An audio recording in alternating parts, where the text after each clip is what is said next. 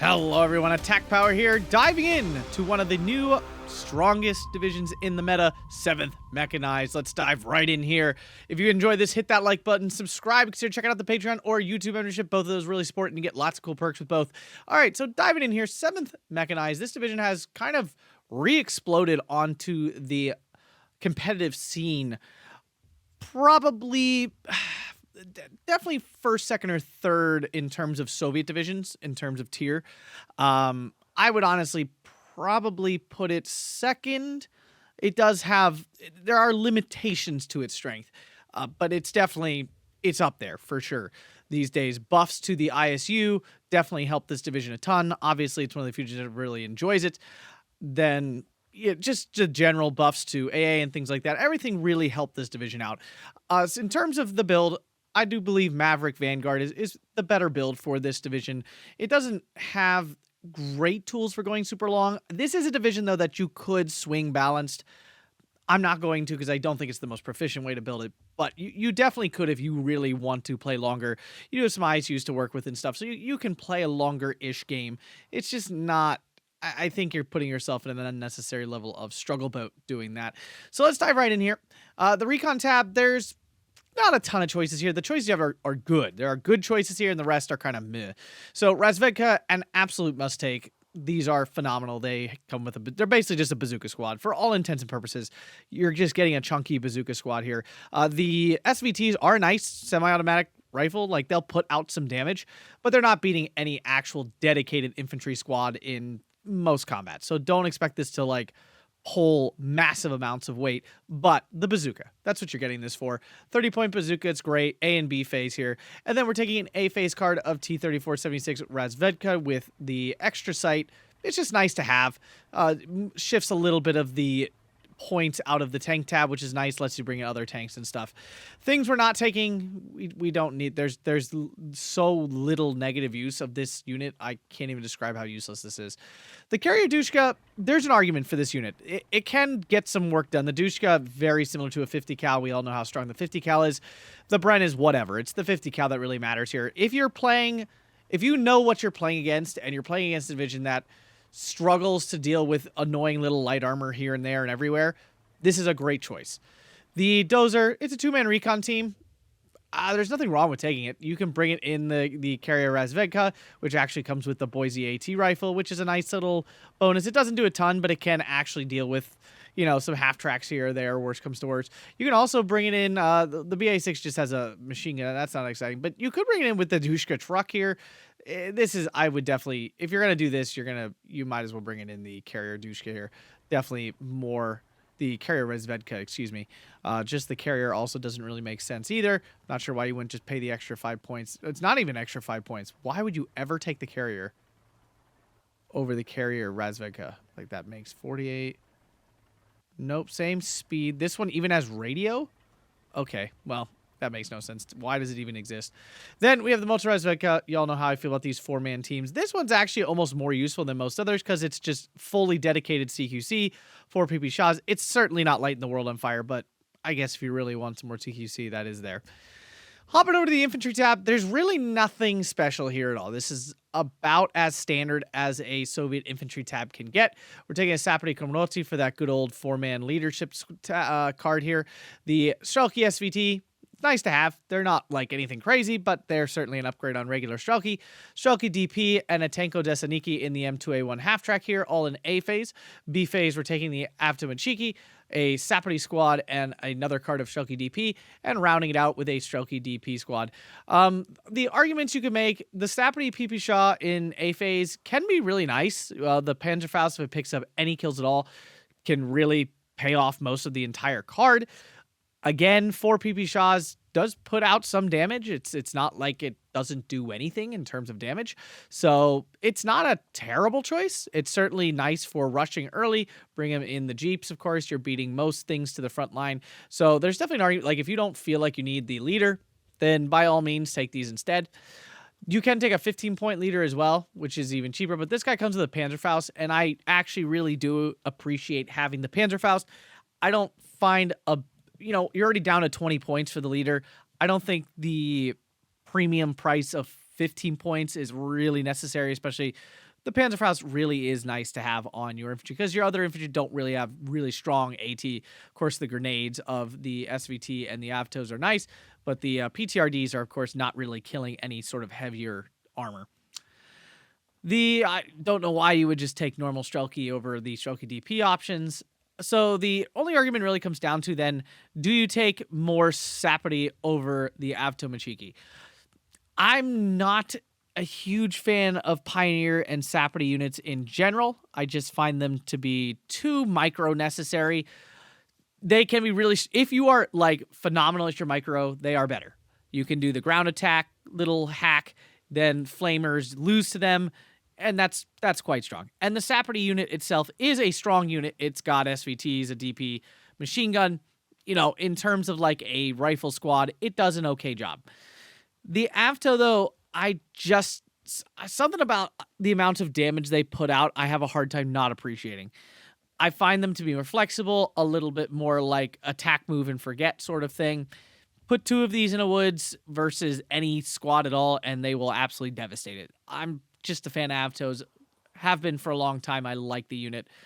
I would 100% understand taking Sapity, more Sapity instead, but I like the variety. I think it's a little more flexible, personally. Continue on the tank tab here. Definitely the thing that's really helping. One of the things that's really helping this division shine right now. So it's just a really efficient medium tank tab. It does the things you want it to do at prices that are below basically all other tanks. When you think about it, the Soviet armor is just noticeably cheaper. Right? So if we line up medium tanks like across the board, we have basically like Panzer IV, Stug 3 for the Axis. You have Shermans for the Western Allies, and then you have T-34s for the Soviets. And the T-34 is obviously significantly cheaper. The Stug and Sherman being 80 points, a Panzer IV now being only 70 points, I think. 65, 70. I can't remember if it's 65 or 70. But then you have the T-34 all the way down at 55 points. And the fact is, like, stats-wise, this unit is really not much worse or weaker than a Sherman or a Stug or something. Like, when it really comes down to it, they aren't. Like, they have very similar armor profiles. They actually have higher penetration than a Sherman. They move almost as quickly. Of course, it does not have the stabilizer, which allows the Sherman to fire first in most situations. And it does have a lower rate of fire than both their Axis and Western Allied counterparts. So that's why you get that price decrease. And the 2 DT machine guns, a little underwhelming. But the fact of the matter is you're getting a much cheaper medium tank that can actually deal with their counterparts relatively successfully. So the T-34 really isn't a very good spot in terms of medium tanks right now. On top of the T-34s, we then also have the Su-76 in this deck, which is literally a half-cost T-34. And we already mentioned the T-34 is already cheaper than all other medium tanks. But then on top of this, now we're getting basically a price cut by half, almost, nearly 50%. And what you're giving up for it is the turret and the machine guns. That's basically what you're giving up. Yeah, it's got lower armor, whatever. That's pretty good, honestly. Really, you're using this as like almost a suicide-ish tank. You go in, these are great for countering all forms of light armor because they do 8 damage like a T-34, which means you only have to spend 30 points to counter any sort of SPW or something of that nature, Staghound, the half-tracks of all that kind of stuff.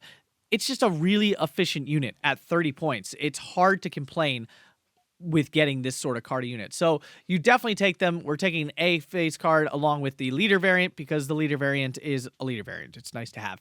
Then an A and 2 B phase cards of T-34s double vetted to try to get that fire rate up to a more respectable number there. Things we're not taking. The Matilda, I'm not a fan of the Matilda. Valentine, amazing. Matilda, the no HE on its gun. Its penetration is underwhelming, right? This is actually going to struggle to kill almost any other medium tank except for a Panzer IV. Outside of that, it can't really kill Shermans well. It doesn't kill T-34s well. It doesn't really kill Stugs well. It doesn't kill much of anything well. So I don't really think this one's worth it. It's a little too easy for everything else to kill it. It's not like the Valentine where it just shreds through all other medium tanks in an absurd way.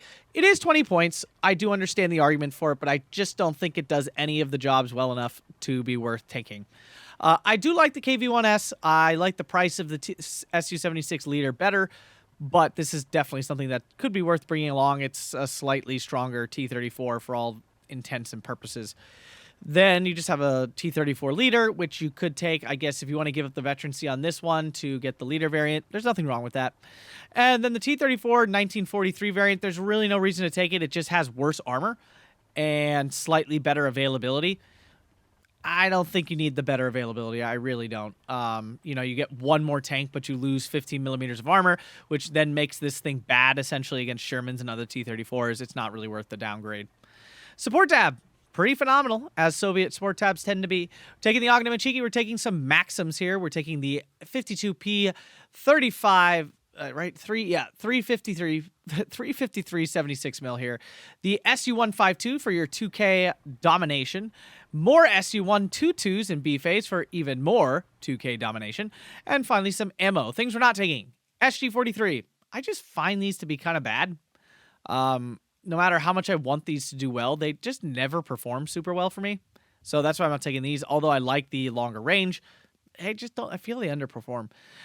The Gornodushka here, I mean, it's like a 50 cal. That is really good, but you only get 3. The availability is quite low. They're 35 points. And honestly, lately, Maxims, to me, have just been performing really well. For only 25 points, I just find them to be, I don't know, performing above average lately for some reason. I think there was a buff to these a while back, like, you know, a couple months ago. And I really think you can tell. I think Maxims play pretty well these days, especially with nice availability, solid price. Hard to pass that up. We're not taking a commander here. I just don't think we have the time. We don't really need it per se either. The extra veterancy probably not going to be that valuable. Just get our soldiers, our leaders around our other troops, get them to double star. Off you go. So yeah, support tab, nice and solid. Then, anti-tank tab. This is one of the other strengths of this division. You have the deadly ISU-122S here.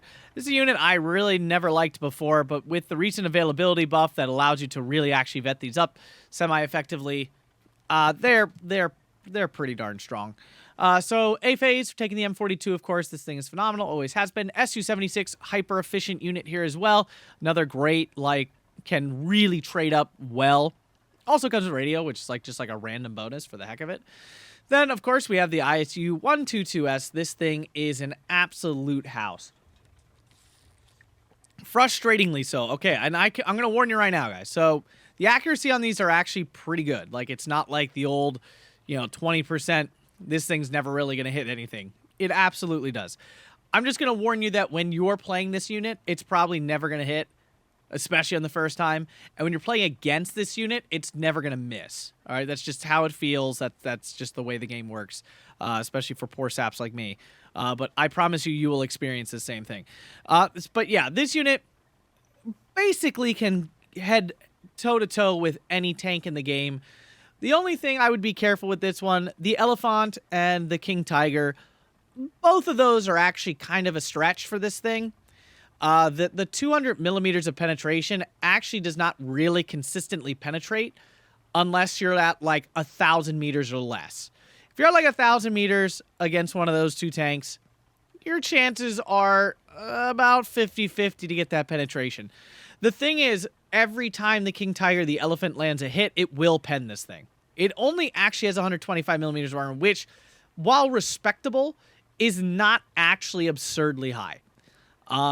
Tigers can absolutely pen this. Panthers will basically, should, at maximum range, pen like 70% of the time. So, like, it's not just like a straight win with this thing most of the time, but it does definitely, like, max range, if you put a leader on this, get it to at least 2 stars, hope, 3 if you're bringing the commander, then this thing can perform extremely well. It will fire relatively fast. It fires at almost a normal speed. And then can really start to dominate things like Panthers and stuff, right? Because the Panther has to pen twice. This thing only needs to pen once to kill. I played a game recently, a league game. You can go see it. I think it was against Stahlbrecher. And it was literally a Panther versus this thing, and I got pretty handily owned by this, although truthfully I do think I had some pretty bad RNG rolls. But the point being, these are very good at what they do now. But don't expect them to kill every single tank in the game without, like, batting an eye. Like, an IS-2 also will kind of be a struggle often. It will bounce against that, and it will be bad. Zis-3 in B phase, partially for its assault gunniness and partially just for the AT, of course. Then we're taking a card of Su-85s here. At double vet in B phase, they can do some good work. It's more here for, you know, like the annoying your town fights, and there's something heavier in the town you got to deal with. That's more what this is for. And then our second card of ISU-122S, now double vetted. Actually, I'm probably going to double vet this one too. They just perform so much better with veterancy. And then a leader gets them up to 3 vet, and then they're really cooking. And 3 of these honestly should be enough in Maverick to get you by. You're only really calling these in very specific situations for killing of heavier armor. Continue on, the anti-air tab. It's solid. There's really nothing to complain about here. A phase, we're taking the 25 mil. I just find it a little more cost efficient, covers a little bit more ground. I am bringing it with the Dushka truck. I like the extra distraction of the other unit. And the fact of the matter is, these can come in clutch at like the last second to stop a bombing run just by that little teeny bit. The other real main thing is just that your opponent is kind of distracted, might arty the wrong AA piece instead of hitting the actual AA. They end up hitting this thing or something. It's definitely valuable that way. And then the 37 mil, which now has the great availability, bringing in B phase, double vet, this thing will do some very nice work. It used to be very mediocre, and now it's good. It's solid. The other option, you can take more 37 mils in A phase, you know, maybe single vet to get 3 of them, but double vet does fine. The M15, if you're going to bring this, I don't like bringing this anymore. Actually, let me just be clear about this.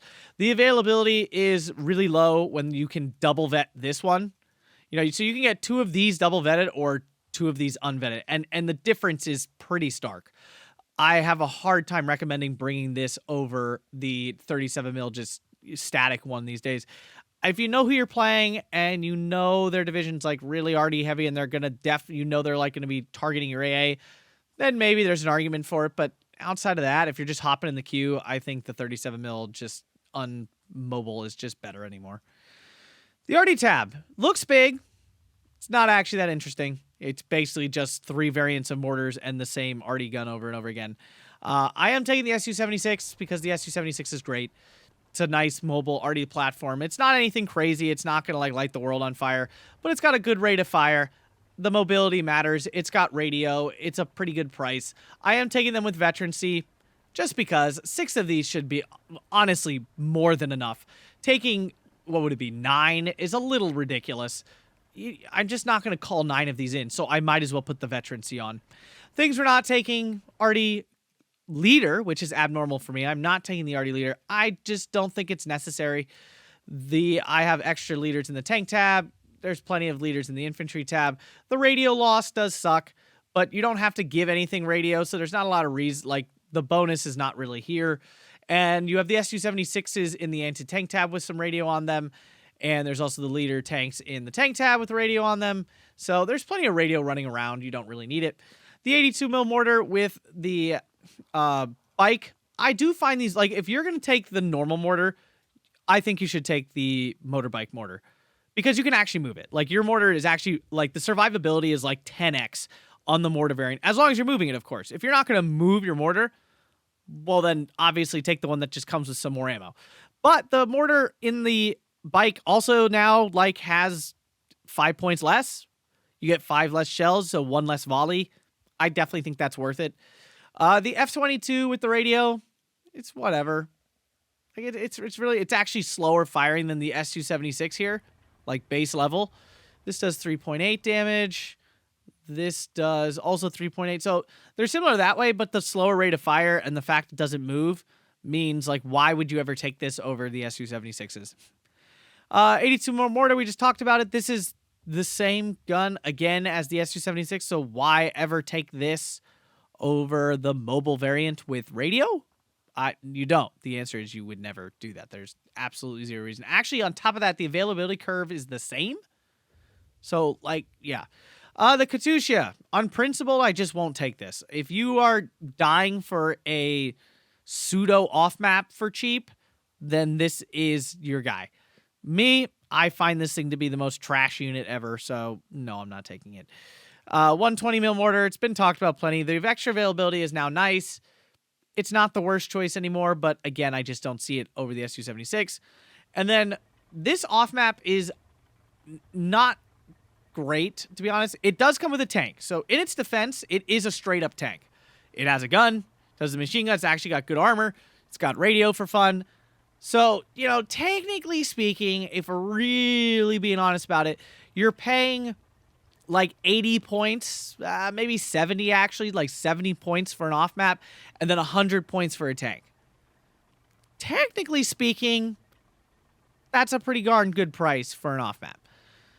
It is really expensive, though. It's a very expensive off-map, and you only get 2 strikes of it. So, you know, I don't take it on principle, but it's one of those off-maps, to me, it's good because it is an actual tank. Like, you're not just buying a unit that has no effect on the map, but it is extremely expensive. You're basically paying 3 times the price of what the tank would be for the off-map. So, you decide. I don't like it, but it is what it is. Air tab, there's not a ton here. What is here gets the job done. So we have a P-40. It's not a great fighter, but it's only 85 points. So I'm taking it. I could see skipping it, though. Actually, maybe I will. Maybe we'll go recon instead. Oh, but you only get 1. That really sucks. Then again, I guess how many recon planes am I really calling in? This is a good recon plane, the PE-3R. You do get very good resilience, a pretty solid speed. It's technically a fighter. I would never use it like that, but I mean, you can head on something, I guess. So, recon plane here. I would not take the PE-3B BIS ever. Just never. It's not good at strafing. It doesn't have enough guns to even strafe, which is the one thing these heavy fighters can usually do. So, yeah, I would never take that. The PE-2 is the obvious choice here of the unit you want to call in a bunch in. The PE-2 is a phenomenal bomber. Used to be very good resilience, and it was absolutely cracked at that level. It's now down to medium. It's still very good. It's a very fast bomber. The medium resilience gets you through most situations successfully. It's got a great bomb loadout, a lot of bombs. Yeah, overall unit I would absolutely not pass up. We're taking an A and B phase. Things we're not taking, the PE-3 BIS here with the bombs. This is actually not a bad plane. It's just, I would prefer to spend the 30 points more and get a much harder to kill high-flying bomber. This looks better. It is very good resilience, but it's got to fly all the way down to hit its target. It's only got 2 100-kilogram bombs. That just means it's more likely this will die, but I would not hate on anyone taking this. It is only 80 points. I just lean towards the PE-2 bomber more than the PE-3. We just talked about the P-40. It's just not a good fighter. Like, it really isn't. It's quite bad. It's too slow. The damage output, while fine, is not actually anything crazy. It's got bad resilience. There's not a lot going for it. The PE-2 with the rockets, it's okay. It's expensive, though, and I would definitely just, because this is only medium resilience again, I would definitely just take the bomber variant. It's more consistent. It's only slightly slower. It's just a better plane. So, 7th Mechanized, a new top dog for the Soviet nation. Actually, this is screwed up. Just saw that. That's supposed to be that one there. Okay, we got it now. A very strong division overall. You do have to be aggressive with it, though, but it has a great mix of close-range assets supported by some key long-range 2K stuff in the ISU-122s, the SU-152, and SU-122. This gives you some great reach, and then solid supporting elements around that makes this division a very high-functioning and very strong division these days. If you enjoy this, smash that like button, subscribe, consider checking out that Patreon and YouTube membership. Thanks a bunch, everybody, and have a fantastic day.